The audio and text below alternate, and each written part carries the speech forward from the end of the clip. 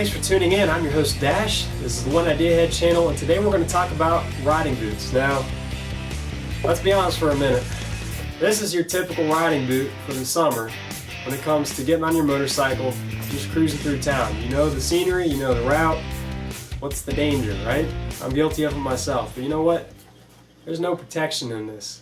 Sure, the shoe can have a little bit of abrasion resistance, but that's coming off my foot as soon as it hits pavement. I slide these on off without even doing the laces. What do you think it's going to happen when you're in a wreck? Time, throw those out of here. What you want, something like this. This is the City Vertigo Corsa Airs, but you know what? This retailed at $425 when I bought them about 3 years ago, and let's face it, that's a little bit overkill for your street use. A little bit too high, even though this is pretty good ventilation. But there's still some features we can pull from this when what we're looking for on a riding boot. So let's take a closer look at what I use. Let's go to it. Alright, this is the RS Taichi Delta. And this is in gunmetal. Come in multiple colors. This is one that I picked up. Street price about $110. Now there's a lot of features that are missing from that other boot, but still can get by with plenty more protection than a regular shoe that you might be wearing. First and foremost is retention. You notice right around the ankle area we have both laces that you can adjust a lot better. You have ankle protection as well as the Velcro, which really helps secure it down. This boot's not going to come off your foot even if you tried in an accident. Now that's primarily what you want to look for in a boot. Second thing is going to be comfort. If it's uncomfortable, you're not going to wear it. Still has enough give to walk around in it, but not enough flex that it's going to cave in on you. That's important. Vibram spent a lot of time putting enough texture in this, so when you put your foot on some oil, you're not going to slip out and drop your bike. That'd be embarrassing more than anything. But at the same time, you have good grip on it. Start from the front, work our way back. You notice the toe box here, you have this different material. It's good for abrasion. Again, we're talking slower speeds, but at the same time, you can always beef that up, but that's a good compromise for what we're looking into. You have a nice abrasion resistant panel here for your shifter. You won't be rubbing that through anytime soon. Look on the inside, right around the ankle area. Again, this panel here, it's like a flexible rubber. It's been stitched into the material. You have a lot of abrasion resistance there. Look back at the heel now. We have these reflective panels. That's pretty nice because at night it'll pop at you so someone can see a little bit better. Sure, you got the reflectors on the bike, but if you guys do what everyone else does and do the tail limiter kit, this might be the way to go. Get some little reflective strips back on there. And you know what? It's in style. Don't notice it too much unless you're looking for it. You also notice it's at an angle, so it naturally conforms to your walking stance.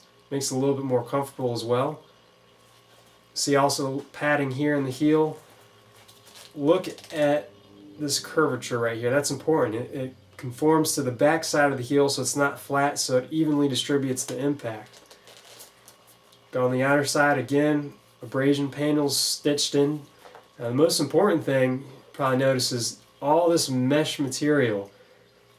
It's going to snag easily if it gets caught on anything, but it's going to hit these panels before it does anything else. But what that allows it to do is you still have the abrasion, but you have the breathability. That's the primary thing. These things will be comfortable even in 90, 100 degrees on that pavement.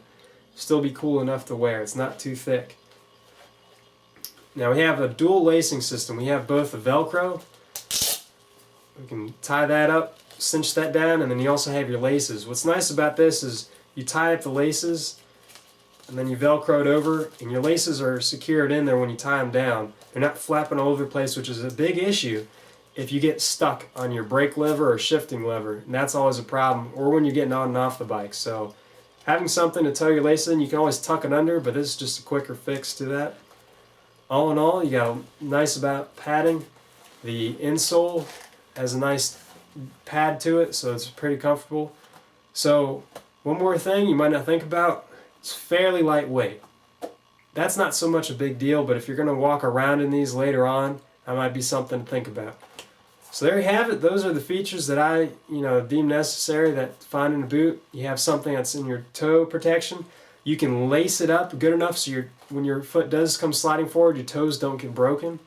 You have ankle protection for crush protection as well as abrasion.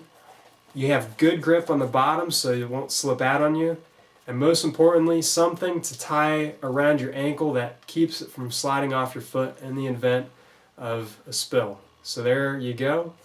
Reflective pieces are always a bonus. If you can tastefully add them in, go for it. Again, this is the RS Taichi Delta in gunmetal. This is what I picked up. There are plenty of excellent options out there. Those are just some features to look for. Thanks for staying tuned. This is Dash signing off. Peace. Now before you go, don't forget, check all these videos out. I'll post them as I make them. They're going to be all the other gear that goes along with riding. If you're new to this or just want to see some features you're not sure about on a motorcycle gear, we're all here to learn each other, so leave some comments down below if you found something that works even better. Love to hear them, love other people to see them. So again, thanks for watching. I'll catch you in the next one.